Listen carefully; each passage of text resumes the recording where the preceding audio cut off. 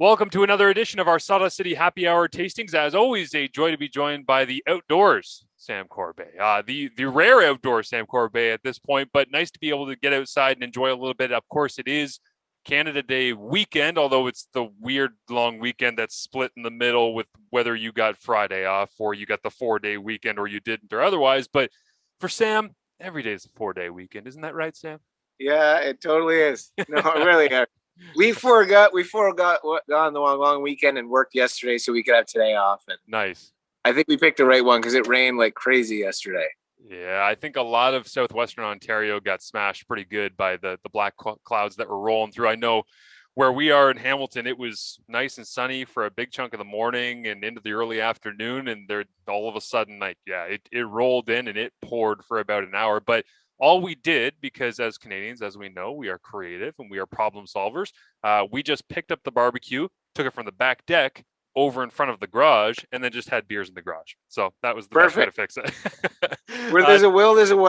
Exactly. And it was fantastic. And I actually had a couple of binary systems yesterday, which if you want to see the review of that or any of the other Sawdust City beers, of course, you can go to our YouTube channel. CF Perspective is where you can find us. I was actually looking through the lineup the other day, saying we've done almost 15 of these at this point. We're doing one a week, but it's a nice lineup where I really do feel like, you know, you guys have so much going on, and whether it's limited releases or stuff that's brewery exclusive or otherwise, but in terms of things that are readily available or going to be readily available, like Lusciousness that we talked about last week, you can go to our YouTube page and you can check out the review. And Sam gives great detail on all of these beers, which is why I'm excited today. And I had to give this one the full Norway treatment, Sam, because I've had one of these Juicins and it's so good, man. It just straight up, when I first got it, and I love New England style IPAs in the first place, but when I first got it, we did the taste test of it, my fiance and I, and it was patio nights. We did it with the Sun Lager, we did it with Juicin, and we did it with, I think it was the guava passion fruit kettle sour that we got from you guys, and we did the 4 of them, and we agreed, both of us, that this was actually our favorite. We enjoyed the others; they're really smooth, different aspects to all of them, as we've talked about, but this one, I think, probably gets universal appraise, does it not, from your perspective? Yeah, it was our OG NE IPA where our head brewer back in the day, Caleb and James, got together and they really pushed this style. Like at the time, which is like 5 years ago, there wasn't a lot in Ontario in terms of this style of beer. So we've had a number of years to refine it and sort of tighten it up, and it just gets better every year. And it's one of those releases that we do every May 2-4, and it's become like a summer beer for a lot of people up here, and definitely a fan favorite, and people look forward to it. It always sells super fast. We're probably going to be brewing our last summer batch in the next week. Actually, I lied. We did it on Friday. Nice. Or sorry, Friday for me was Thursday. Right. So it was yesterday. Cheers. There you go. That is beautiful, man. The color on this thing is incredible. And it's, again, it's amazing to hear you say that the New England style IPAs 5 years ago were not super prevalent, because good luck walking through any LCBO anywhere in the entire province these days and not seeing 15 of them from 15 different places. Everybody seems to have their own. And I understand that it's because of the explosion of IPAs and IPA culture, and everybody's just obsessive about it, as we've talked about. But specifically with New England style IPAs, what is so attractive about it, and what drew you towards wanting to really have this be kind of like a bell cow beer that you could go to and say, this is part of who we are? Well, it was actually like, it began with a mustache competition, which we used to host every year at the Only in Toronto. And a friend of Caleb's actually ended up winning, and they brewed a beer, and they brewed Juicin. And at the time, like, it was pretty, like, new, like I said, but everyone sort of knew that this style was coming, and it was just a matter of time. And we kind of got out in front of it. And then over the next couple of years, as we saw, as it hit and the sales and everything grew, and we didn't really want to put it in the LCBO. We wanted to keep it exclusive to Sawdust, so give people a reason to come up. And there was so many. It actually took us a while to go to the LCBO with a hazy, because we felt like, they are a style that sort of demands freshness and being where it is from the place. But as we tightened our, production and we figured out, how to make the haze stable for longer, we felt comfortable going with a few other ones, but we still wanted to keep Juicin in-house and keep it like a special once a year release. And it's definitely, it has like its followers, and we love that they're there and they come up in the summer, and that first weekend is just, it's a crush of people slamming the Juicin, and it's now a summer tradition.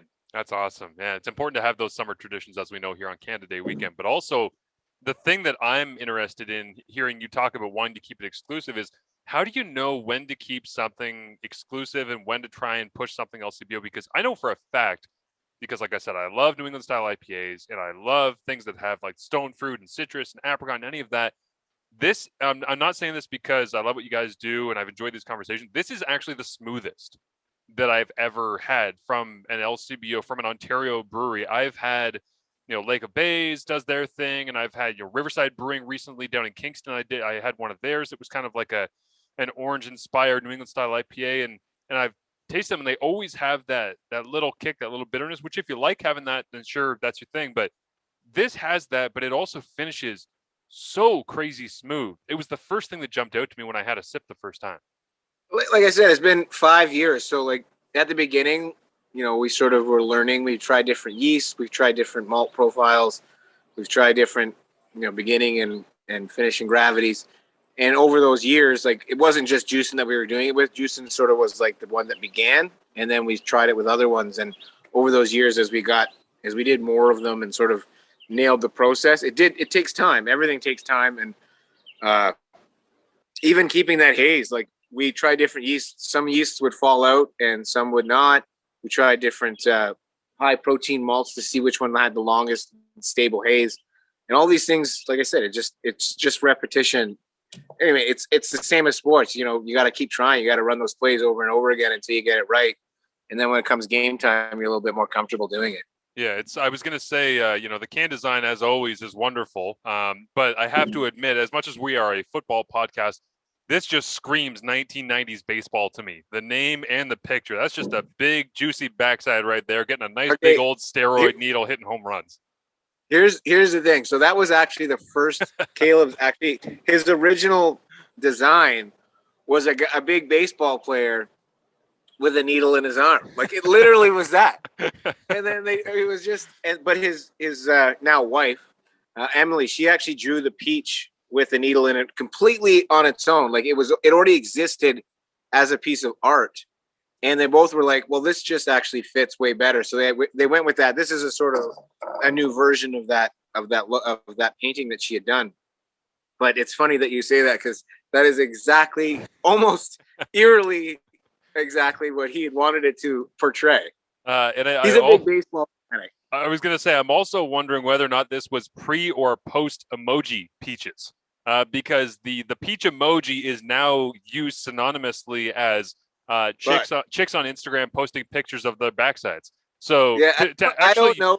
To actually use what looks like the peach emoji with the needle into it, because if anybody is familiar with doping in baseball, they don't typically go into their arm. It's usually into the peach emoji. Yeah, well, I mean, I'm a little bit of a Luddite, and I don't really follow the those type of trends. But I would say it was a little bit before. I don't know. Like I said, it was 5 years ago. So if is that a long time in an emoji world? Sam, I think you have a legal case against Apple, is what I'm saying. I think you guys created the peach emoji. Doing Apple for their peaches. It's so good, man. It is delicious. Again, 6% as well. You guys cranked it up a little bit there, but it's crazy, crazy smooth. I want to ask you about, you said the haze and the process of the haze, and this might be a nerdy brewer answer, but I want the nerdy brewer answer because I find it to be intriguing how you really tried to keep the haze in it and to be able to create something that actually sustains and holds on. I'm sure even as it can conditions and ages, to have that is integral to kind of the spirit of the beer. How do you do that, and how did you go through the process of making sure that was going to stick? Well, it was finding the right percentages of those high protein malts. Like we do a little bit of oats, but we actually add some wheat flakes as well. and we mash a little bit higher to keep the gravity high. And the strain of yeast that we use, which is actually a strain from Ontario called Foggy London yeast, the guys at Escarpment produce it.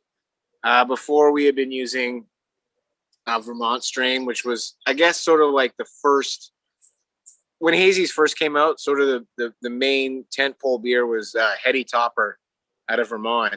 And they supposedly used this Vermont strain, so that's what everybody went after. But we found that beer actually cleared out really quick. Like the yeast pulled a lot of the stuff out, a lot of those proteins, and they separated and coagulated. We needed to figure out how to keep it in there.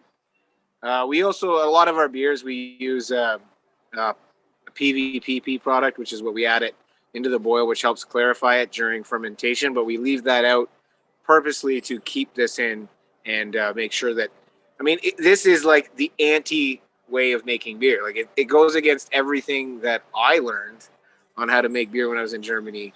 So it was like unlearning. And it actually took me a while to wrap my head around this New England style. Like it was so antithetical to everything I knew that, you know, it took a while, and it was Caleb and James really pushing it.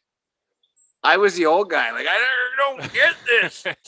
Get it on the porch. But they're really good at their job, and they really pushed it. So interesting. So would you say that the things that are being taught in Europe, sometimes there are blank spots? Maybe there's loopholes. Maybe there's things that are more prevalent in other places like North America or otherwise that aren't being taught, or is it just a different style? I just think it's taking that same, like, knowing the science and knowing what it is, but using it in the opposite way, just like reverse engineering it and figuring it out. Like, it all comes from the same place. It's just, you know, a lot of European brewing is steeped in tradition and they remain there. It's like many things where sometimes it just takes the young new generation to push those boundaries and skip to the next level. It's like music where if, you know, this guy doesn't push that next musician, you don't end up with this type of rock and roll, then you don't end up with hip hop, or you don't. Disco turns into pop, turns into electro, turns into house music, turns it right. It's like, but then it all comes back 20 years later, and they're reusing it in the new stuff. But like, it's you have to have that tradition, and you just need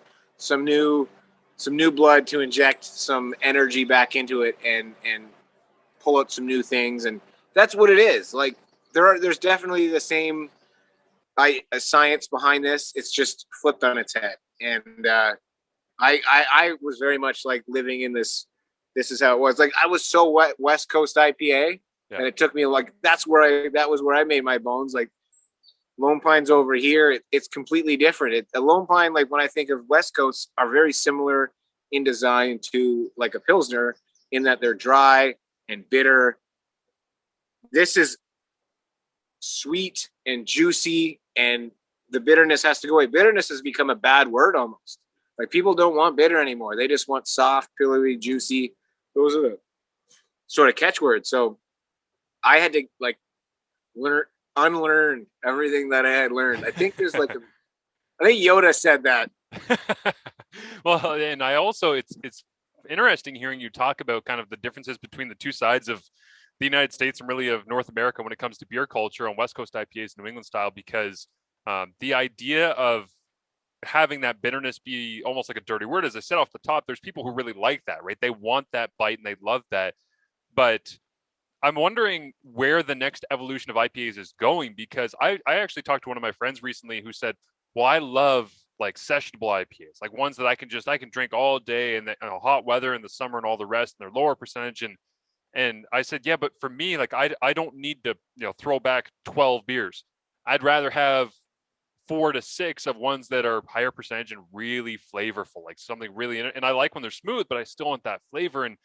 And to hear you talk about, the fact that bitterness becomes almost like a dirty word. Well, there was a lot of bitterness in the IPA culture. And now it's almost like, because IPAs have become so, I don't know, I don't want to say like generalized, but they reach such a wide swath of the population, and people want them, that you want to hit every demographic and every type of IPA drinker. And so, yeah, you take the bitterness out, and all of a sudden the people who are, because I know my fiance, every time I hand her one, like a new IPA that I've never had before, and I go, "Woo, that smells amazing." I hand it to her, and she goes, "Oh my God." Like she's just kicks back from it like it's a hot spice or something like that. And it's not because she doesn't like the beer. It's that there's a bitterness to it when she takes a sip, or otherwise that she doesn't like. So Juicin, like I said off the top, when we had those 4 beers you guys said, she said, this is amazing. I've never had an IPA that feels like this, that finishes like this. So yeah, you guys have certainly found something in this, as you say, over the 5 years of refinement that has attracted a lot of different angles. Yeah, and IPAs you can look at. There are so many different styles now, like you said, that you almost make an IPA for every palate. And like we've been running the gamut of IPAs now. It is a versatile style because there really was no template. Like there, I mean, that's lack of a better word, but like it was almost carte blanche, and everyone uses it as a jumping off point. The old school English IPA, like it's so far removed now from what IPA has become that you can shoot off and have like a mojito IPA like we've done, or you can have a session IPA at 3%. As long as you keep the idea that, and I think sometimes this does get lost, is that it needs to be drinkable in the fact that you want to have more than one. Like you can't just make one where like there are beers that are, I like to call them festival beers, where you go to Beer Festival A and it's super interesting and you have it in your little sample cup. You're like, that was super good. But then you never go back and have it again because it's just not something you'd sit down and have a bunch of. Like, you has to be repeatable. You have to have 3 of them. Like it's no fun if it's not, because then it's like one and done and you move on and it's forgotten in the past. It's got to be, you got to have the hook. You got to get people in there and want them to come back. So you still have to keep that idea when you go into making the IPA, whether it's a ridiculous one or just a straight ahead one. Like you still have to keep that drinkability and that sensibility so that you have more of it. Yeah, absolutely. I got a last couple of questions for you here, Sam, that come in from a couple of people that I sent out, as always, on Twitter. Said, hey, we're doing Juicin today from Sawdust City. If you have any questions, let me know. And I got some Canada Day themed questions coming in hot at you here. Okay. So the first one comes in from Sarah, and she asks, what is the most Canadian beer style to you? What is the most Canadian beer style? Jeez. Like if I go back to my sort of like craft beer roots, it's this like ubiquitous Canadian pale ale or / Ontario pale ale that used to be everywhere in the late 90s, early 2000s. It was like vaguely malty, little bit hoppy, but it was just so generic, and it was just exactly Ontario. It was so milk toast that to me was like, I grew up on that. Like it wasn't anything. It was just Canadian. Like it was polite and it's almost obscure, like just not presenting enough of itself. We needed to get a little bit more oomph behind it, and we have, and I think that there are so many beers that are brewed in Ontario and Canada that stand up against any beer in the world. I think there's so many good breweries right now that this is like the renaissance of Canadian brewing is right now. Like you can go out there in any small town in Ontario and you can find some pretty fantastic beer. So that's amazing. And it's pretty special to be able to realize it in the moment is something that I've always appreciated too, when you talk about the idea of Ontario craft brewing and Canadian craft brewing, really taking it to the next level and experiencing this, because people don't realize how good they have it until it's gone, right? Until it goes down. You go, oh man, but there was so many places. And I know this too from living inside the football world, where you don't realize how great a team has been for 5, 6, 7 years until all of a sudden they take a nosedive and you go, man, but remember when? And so it's nice that you have the perspective because you've been around long enough to see the game and go, no, like people need to realize how good this is right now and how much there is available to you. But the next one comes in here from Rick, and he says, when you travel the world, because I think Rick actually mentioned in this comment that he had seen the Little Norway video, one of the first ones that we did, where you talked about going over and talking to people from Europe and trying to do something different for them and having the conversations about, what the history of the town and Gravenhurst and all the rest was, that he actually asked, when you travel the world, what do people think of Canadian beer? I don't think that people think about Canadian beer. I don't think they're just, and it's sad because we don't really stand out. And the fact that we're, next door neighbors to the country that basically kickstarted a beer revolution in terms of craft beer, and they tend to be louder and brasher than we are. Let's just call a spade a spade. They're a little bit more outspoken, and we're happy to play, the little brother and stand in the background and wave. But that's just, I think it's so Canadian that it's almost disturbing. Like, we don't want to like rock the boat, but we should be rocking the boat. And there's a beer writer out there, Stephen Beaumont, that mentioned like Australia has like they've come up with an Australian pale ale. Like, that's a style. America's got a million different styles. They've basically written the book on styles now. Like, there's an English IPA, but there's an American IPA.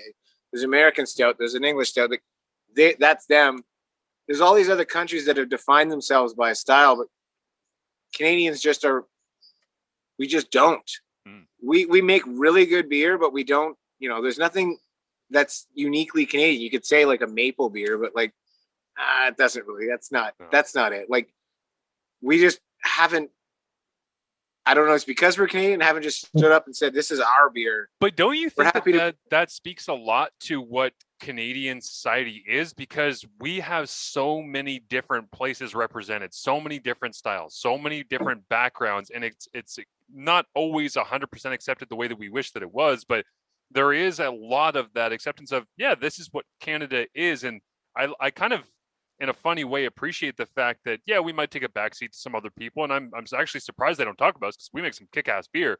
But the idea of being able to have so many different styles under one umbrella, that is our style, is it not? Like, you don't have to be defined by a singular beer or a singular style.